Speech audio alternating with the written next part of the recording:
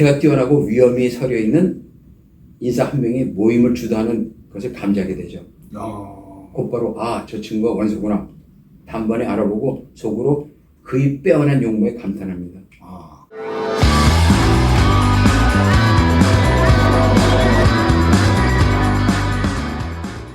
반갑습니다. 정사 영웅 삼국지 강영원 신현철입니다. 전편에서 네. 조조와 원소가 명망을 얻어가고 네. 그래서 이제 조조가 4, 5년을 고향 폐연에서 그 하우돈, 하우연, 조인, 조홍 등과 그 병서, 전쟁놀이 등을 했죠. 네. 이런 과정에서 원소와 조조가 만나게 되는 과정은 자연스럽게 이루어져요. 네. 조조가 폐연에서 돌아와서 그 낙양에서 학문과 병법의 주석 달기 네. 등으로 여념이 없던 어느 날 네. 조조의 동양 친구 허유가 느닷없이 조조를 찾아와가지고 네. 젊은 청류파 당인들이 자네와 교류를 원하고 있네. 네.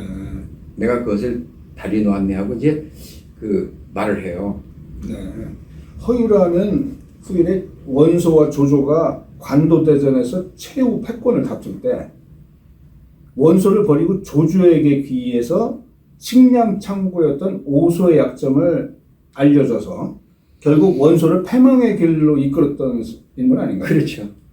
당대 허유에 대한 평은 비록 재주는 뛰어났으나 사람됨이 경박하고 오만하여 탐욕이 지나치다는 평을 받고 있었고 네. 이런 허유가 갑자기 방문해서 자신이 공치사를 하면서 말하니까 조조가 크게 긴장하겠죠. 좀 이상한 거죠.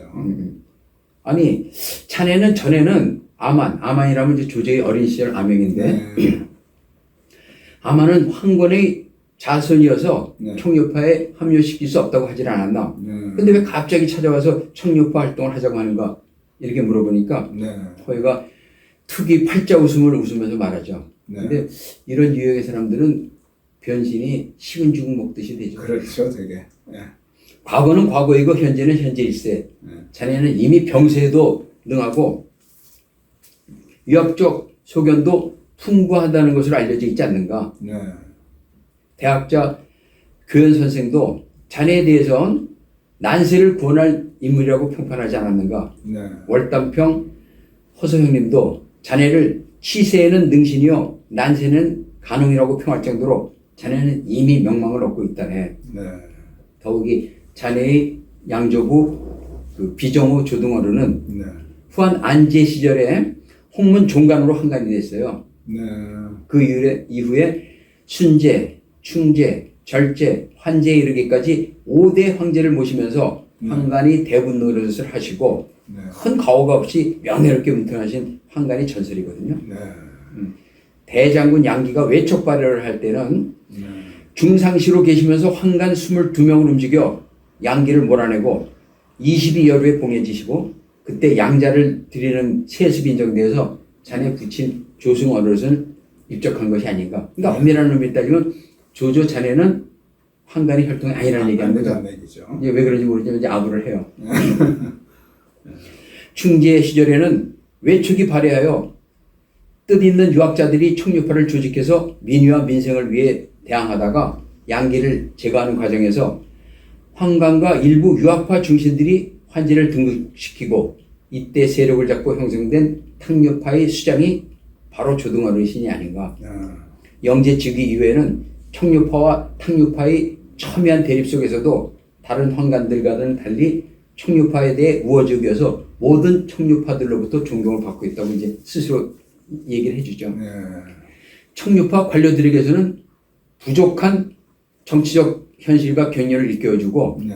스스로는 몸을 낮춰서 그 당신의 부족한 유교적 소양과 학문을 청류파에게서 배우시면서 청류파 관료들과도 유대를 돈독하게 하시려는 노력을 한 것을 청류파에서 인정하고 있다고 이제 네. 말하죠.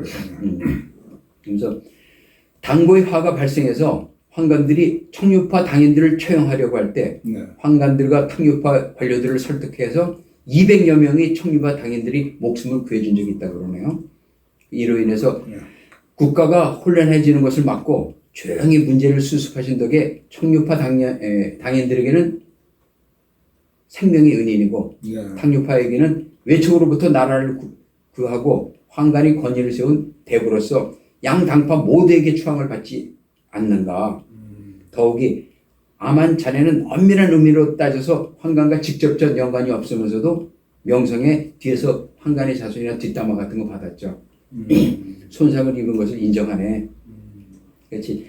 자네와 같이 능력이 남다르고 지혜가 있고 유교, 도교, 심은, 병법의 두루 밝은 인사가 우리 청류파 활동을 한다면 우리에게도 큰 힘이 되리라고 모두들 기대한다고. 그러니까 그 허유가 달변, 평소 그대로 달변을 통하는데 조조는 마음속으로 크게 감탄을 하죠. 야, 이 친구 나의 가문에 대해서 철저히도 조사했건 아마도 허유는 나를 통해서 그 황간들로부터는 자기가 얻을 수 있는 이익을 얻는 동시에 청류파로서는 자신의 입지를 공고히 하고자 하는 의도일 테지. 이제 허유는 그런 행동을 자주 했기 때문에 조조가 허유의 그런 얕은 속셈을 간파하고 잠시 생각에 빠져들지만 아무리 생각해봐도 조조 입장에서 청류파 활동하는 게 손해가 될 일이 없겠죠. 그렇죠. 결국은 허위의 제안을 받아들여서 원수의 자택을 방문하여 정문 앞에 나가는데 청년 여러 명이 담소를 벌이고 있고 그 중에서 한눈에 자태가 뛰어나고 위엄이 서려 있는 인사 한 명이 모임을 주도하는 것을 감지하게 되죠. 곧바로 저 친구가 원수구나. 단번에 알아보고 속으로 그의 빼어난 용모에 감탄합니다. 그만큼 원수가 이미 천하에 많이 알려져서 용모까지도 많은 사람들이 알고 있다는 얘기죠. 그렇죠. 그렇죠. 원수는 연암년 여양현 사람으로 고조부 원한일에 4대 연속 302 지위에 5명이나 배출한 명문 가문의 자문으로서 그 원봉하고 노비의 어머니 사이에 태어난 서출이에요.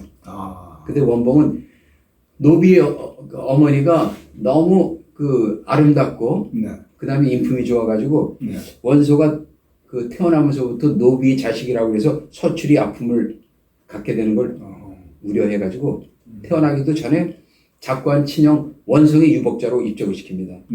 그래서 원소는 원성의 그 유복자로 세상에 태어나게 되죠. 원소는 아직 약간의 나이가 되지 않아서 관직에는 오르지 않았지만 모친에게서 물려받은 뛰어난 용모, 위엄이 있는 말, 행위, 그 자태에서 묘한 기운이 서려가지고 또래들도 함부로 범접하지 못했다고 합니다. 조조보다는 2살 손이었을 뿐이지만 원소도 그런 기운을 느끼게 했다면은 조조도 원소에게 그런 기운을 받았겠죠.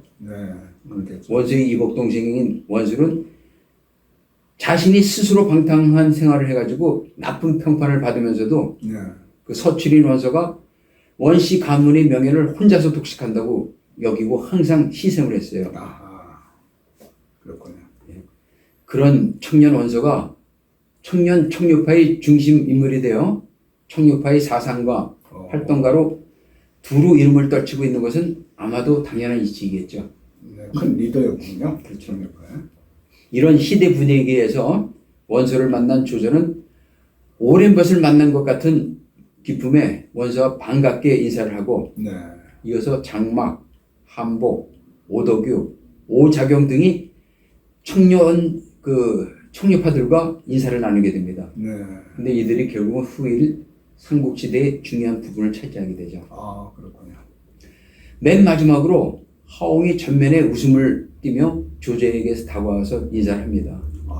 하옹이라면은 지난 1편에서 교현 대학자가 그 조조의 양조부 조등을 찾아가서 그 조등은 못 만나고 대신 조조에게 하옹을 좀 살려달라고 옥고를 면하도록 부탁했던 그런 인물. 맞습니다. 이제 하옹이 딱 이제 앞에 가서 그래요. 내가 하옹이요. 스승 교현 대학자로부터 예전에 비정우 어른댁에서 만났던 맹덕에 관한 얘기를 들었는데 오늘 이렇게 만나니까 참으로 세상사의 진리가 깊고 오묘하다는 생각을 느끼게 된다고. 그러면서 맹덕에게 입은 은혜가 엄청나게 컸는데 오늘 건강한 모습으로 만나게 돼서 실로 관계에 무량하다고 이제 얘기를 합니다. 하옹은 네. 원소 조조 등보다는 다소 연배했지만 네. 나이를 떠나서 호걸들 만나기를 좋아하고요. 그래서 이미 형주 예주 일대에서는 명성을 올리고 있었어요. 아, 그랬군요. 하옹은 학문이 뛰어나고 주요궤도 등에서 어떤 인물의 말과 행동을 보고도 인물을 감별하는데 아주 뛰어나고 아주 적중했다는 사람 아닙니까? 그렇죠. 그런 하옹이 조조에게 한 나라가 망한다면 천하를 안정시킬 사람이 바로 조조 자네일세라고 했죠. 네. 순육에 대해서는 왕자 지제라고 평했고 네. 장준경에 대해서는 장차 훌륭한 일을 해낼 의사라고 평했어요. 네. 원술에 대해서는 거추례로 망할 사람이라고 평했는데 이제 후일 이게 다 맞아들죠. 이때는 하옹이 당고의 화로 낙양을 떠났다가 다시 낙양으로 돌아와서 네. 원소와 총류파 활동을 전개하고 있었던 때입니다. 네. 조조는 하옹의 감사 인사에 대해서 겸손하게 말해요. 네. 저 맹독이 그 당시 너무 어려서 백구형이 어떤 사람인지 몰랐는데 네. 최근에 명망을 들은 점을 용서받는다고 네. 이제 다시 한번 죄송하다는 말씀을 드리겠다고 그래서 네. 최대한의 겸양을 표하고 이로써 이제 우연히 필연으로 이어지는 너무나도 신기한 인연을 서로가 놀라워합니다. 네. 이렇게 젊은 청년파들이 상견례가 끝난 후에 네. 이들은 국가 안위와 민생 안정, 네. 유학적 소양 등을 통해 후한의 안정과 발전을 위한 담론을 마음껏 펼치죠. 그 젊은 나이에 멋있군요. 그렇죠. 그 당시 젊은 층들이 지금 시대도 그렇지만 지금의 젊은 층들보다 더욱 그 빨리 지혜가 깼는지 잘 모르겠네요. 네. 그 당시 10대인데 전부 10대 후반인데요. 그렇죠. 참 묘해요. 세월이 흘러서 171년 늦은 봄에 네. 또 한 명의 젊은 영걸이 강동에서 등장하게 됩니다. 네.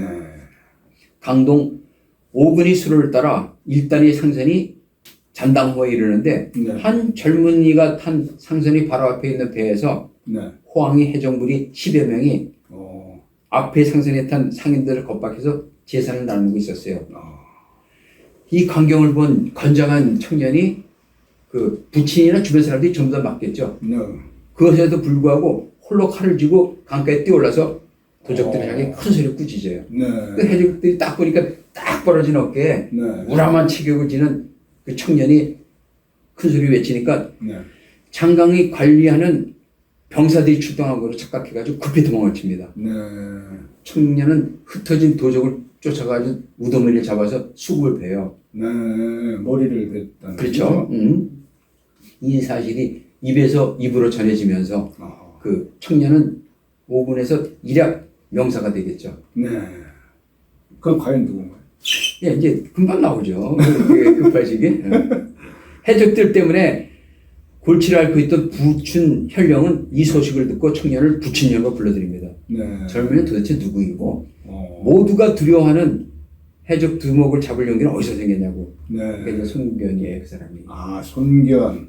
네. 서인의 이름은 손견이고 차를 눈대라 합니다. 네. 양주 5군 부천년 출신으로 일찍이 아버지와 함께 상업을 위해 강동 지역을 배로 자주 드나들었는데 네. 한간의 해적대들이 상인의 재물을 약탈한다는 소문을 듣고 이들을 손보려고 대비하고 있었다고 얘기해요. 네. 그러니까 부친현령은 손견의 기상이 너무 기특하죠? 네. 그러니까 함께 일하자고 청합니다. 네. 손견은 뜻하지도 않던 기회가 왔으니 얼마나 반갑겠습니까? 그렇겠죠. 그 소인 비록 가족이 생계를 위해서 상업에 종사하고 있었으나 언제라도 국민을 위해 일할 마음의 준비를 하고 있었다고 얘기를 하죠. 우연히 기회가 되어서 국민에게 조그만 도움을 주게 되어 네. 현령께서 챙겨주시니 몸둘 바를 모르겠습니다. 네. 그 현령 어른 본부대로 혐을 위해 일하겠다고. 네. 그러니까 부춘 현령이 순견을 군사마로 임명합니다. 네. 취직이 된 거군요. 그렇죠. 성견 군사마는 하급 관리이지만 네. 17살의 어린 나이에 관직에 오르게 된다는 게 쉬운 일이 아니었죠. 네. 172년에는 양주 회계군 구장현에서 허창이라는 자가 양명 황제를 참칭하며 수많은 양민을 이끌고 후한이 폭정에 대해서 반기를 들어요. 네. 양주자사 장민이 네. 광군을 이끌고 난을 진압하러 갈 때 송견을 이를 따라 참전하는데 큰 공을 세우죠. 네. 여기서 염덕현이 승, 네. 승이라고 하면 혈령이 보좌관이에요. 네. 이 되었다가 후일 그 우의현이 승으로 다시 영전을 하게 됩니다. 네. 그 송교는 신이로서 군민을 대해서 가는 곳마다 그 칭송을 받으면서 군민에게 신망을 얻어가게 됩니다. 이와 같이 영거리 기계를 가진 인재들이 경양 도처에서 태동하고 있을 때 네. 유주 탁군 탁현에는 네. 전한 경제의 아들인 중산정왕 유승의 후손들이 살고 있었습니다. 네. 유씨 집성촌인 탁현 누상촌의 한 초가집 정원에는 5길이나 되는 수백 년 된 뽕나무가 하늘을 찌를 듯이 높이 솟아 있는데 네. 그 자태가 매우 신비해서 멀리서 보면 황제의 수레위에 씌운 거개, 덮개같이 네. 보였어요. 네. 그래서 그 집 앞을 지나는 사람마다 마을을 지키는 수호목이라고 찬사를 보냈고 네. 일찍이 탁현에 그 용무가 있어 이 집이 뽕나무 앞을 지나던 가상 이정은 네. 곧 이 집에서 네. 필히 기인이 태어날 것이라고 예언을 했었습니다. 아. 172년 어느 날 이 네. 뽕나무 주위에서 놀던 12살의 어린 소년이 네. 동네 어린이들과 어울려 놀다가 터련이 뽕나무 위로 올라가더니 엉뚱한 소리를 해요. 아, 어떤 소리를? 나는 이 큰 깃털로 덮인 덮개가 네. 덮인 수레를 탈 거야. 네. 이런 터무니없는 발언으로 주변 사람들에게 깜짝 놀랄 이야기거리를 던지죠. 바로 이 말은 자기가 황제가 된다는 얘기인데 그 소녀는 바로 이 뽕나무 집이 어린 주인으로서 자를 현덕이라고 하는 유비였습니다. 근데 유비는 황실의 후손이다 아니다 말들이 많던데 어떤 게 사실인가요? 아, 예. 황실의 후손은 맞는데 네. 사실 유비는 몰락 황조의 후예이죠. 아, 네. 그의 선조를 살펴보면 전한 경제의 아들 중산 정왕 유승의 아들 유정이 네. 하무제 시절 네. 탁군이 탁록 정우에 벼슬을 주었을 때 네. 유정은 황제께 매년 바치는 죽음이라고 하면 황실에서 제사를 지낼 때 매년 그 제사에 바치는 분담금인데 네. 그것을 내지 못해가지고 삭탈 관직을 당하고 네. 그대로 탁현에 눌러앉아서 이곳에 유씨 집성촌을 이루었습니다. 네. 그 이후에 그 가계는 평범하게 계속 이어져서 네. 유비 조부 유흥은 효령으로 청거되어 동군 범현 혈령을 지냈지만 네. 부친 유흥은 일찍 세상을 떠나서 변변한 관직도 얻지 못하니까 재산이 하나도 없었겠죠. 네, 그렇겠네요. 유비에게 물려준 게 아무것도 없어요. 그러다 보니까 어린 유비는 돗자리를 짜고 집신을 그 시장거리에 내다 팔면서 그 어머니와 어렵게 생각을 해나갔죠. 고생했군요. 그렇죠. 어린 유비는 당장 끼니가 있기 어려운 형편임에도 또래들에게 전혀 위축이 되지 않았고 네. 사람 사귀는 것을 좋아해서 동네 아이들과 스스럼없이 교류하며 낙천지게로 살았다 그래요. 산류이 어려울 때마다 부친 유홍이 건넨 이정의 예언이 어린 유비에게는 큰 위안과 포부를 잃지 않는 계기가 되었던 것은 이 말할 필요가 없었겠죠. 네, 그렇겠네요. 이런 유비에 대해 숙부 유자경은 동네 아이들로부터 유비 터무니없는 말을 전해 듣고 유비에게 신한 질책이 강합니다. 그런 허튼 소리라면 영모로 가문이 파멸된다고. 그 수레는 황제만이 타는 건데 너는 행동을 경솔하게 하지 말라고. 네. 이런 가운데서도 유원기라는 집안이 당숙벌되는 사람은 유비를 남다르게 보고 네. 도움 줄 일을 찾고 있었어요. 네. 이제 이를 계기로 다음 편에서는 네. 이것이 후일 영걸 공선창과의 교분을 맺는 것으로 연결되게 되죠. 기대됩니다. 아주 점점 더 재미가 있어요. 네. 끝까지 시청해 주셔서 감사합니다. 다음 3편에서도 새로운 주제로 다시 찾아뵙겠습니다.